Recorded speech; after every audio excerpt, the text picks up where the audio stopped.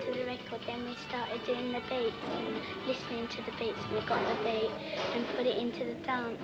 Start off with Scott sitting down with hands together, and then it's Scott sitting down and repeat 4 with hands gliding side to side 4 times.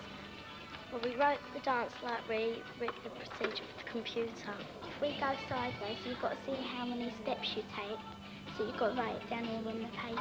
And it's how you work it out on the computer too.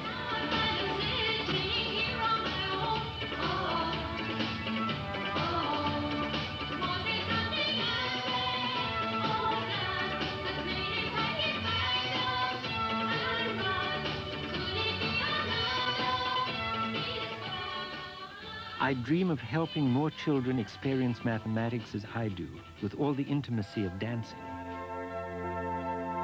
Little by little, we're learning how the computer can make bridges between the mathematical and the sensual, the abstract and the intimate.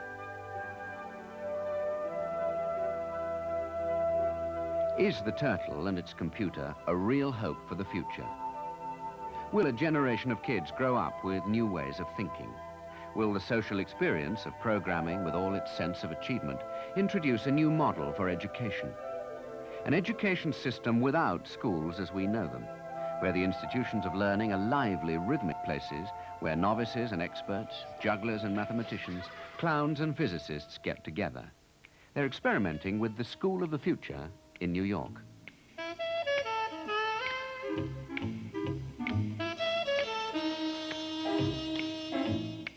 This is the first school to take Seymour Papert to heart and put his principles into practice. It's supported by New York City District 9 and the Academy of Science. Here, computer power will be as accessible as pencils and paper. It really has become a tool to think with for all pupils. Teacher Pete Rentoff. So on the west side of Manhattan, we have Hispanics and blacks and whites and Orientals, and we have all sorts of kids. Some of our kids read at a level of 2nd grade, 3rd grade. Some of them read 12.9, which is the top of the scale. And some of our most prized successes have been with some of the kids that you would feel perhaps wouldn't do well on the computer. Now with Logo, we've been able to introduce this to kids who are not your great math students. And we've found one child who was almost 4 years behind, at least in his recorded reading score, became the top computer programmer in the class. Down. Which way you want it? Up. Responsibility for this diverse group of students is shared by Steve Siegelbaum. We have situations where kids have been turned off to school. We have situations where many of the kids may have not had a positive educational experience for years, if ever. We have, for example, not only dropouts, but we call them drop-ins. Kids who aren't in our class, who wander by and just come into the room when they do a double take. They see something going on there and they hesitantly saunter in. The students here use computers in all subjects. One surprise success has been in creative composition. Well, this is supposed to be a city scene where a driver just rides along the road and then he sees a bomb on the street. The next thing you know, it blows up and it just disappears, and then it draws 2 buildings, the 2 buildings that were regular buildings. You get some idea of the weeks of time and effort that went into it from the length of the printout. The teachers have noticed that after heavy inputs of programming, all their students' work was longer, better planned, and had more logical sequencing. Working on a computer had a definite payoff. What did his parents think? They were amazed at first because they didn't think I could work on a computer. They didn't think I knew anything about this computer. So when the teacher started showing me how to work on it, I learned. You know, I tell the computer first one of the programs that it knows. And then I give it my program and it'll do it.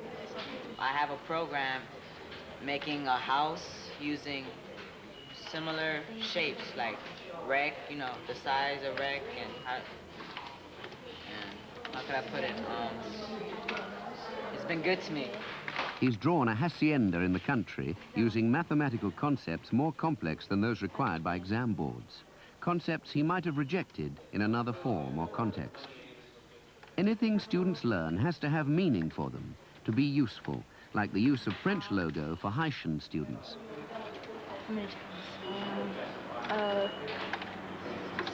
Gauche, à gauche. Well, we were working with the program, with the computers a little bit, but not much. And then when we heard that there was French logo, we're interested. So we have a sheet that gives us the terms in English and then in French. And so we use forward, backwards, just in French. And then we have to we can tell it what to do, what we want to name our program in English or in French. So it depends, either way. What was the répéter? How many? What was it? 50. Avance. Meanwhile, for the benefit of newly arrived Puerto Rican students, Maria is involved in Changing logo English into Spanish. But like people that don't speak English could have a chance to work with computers, but in Spanish. So now a lot of people could get to know computers. It's fine working with logo and working with the computers that a collegial relationship develops. We work on a project together. Each kid's project is serious. I may be working on a project. We consult with each other. Kids consult with each other. Kids help other kids. Kids help adults. Kids can come up with information and ideas in all areas of their learning, in all subjects, and make a contribution. And this is what an ideal society is, with everyone making a contribution. Well, yeah, I need a little bit of help. Okay, well, because I want the screen to be white, not black. Yeah, the great thing about the computer is that it can bring together in one experience the aesthetic, the personal, the bodily, the analytic, the mathematical, the abstract. All these things happen in one combined, integrated experience. The child making stuff on that screen is following an aesthetic, is doing something socially and culturally meaningful and personally involved, as well as mathematically rich. These are not separated. It's not as if the computer now does one thing and now does the other. Like real life situations, like the baby's relationship to the toys or to the mother, it has all these dimensions integrated into one experience. And this is where it leads to a fundamental change in the nature of the learning.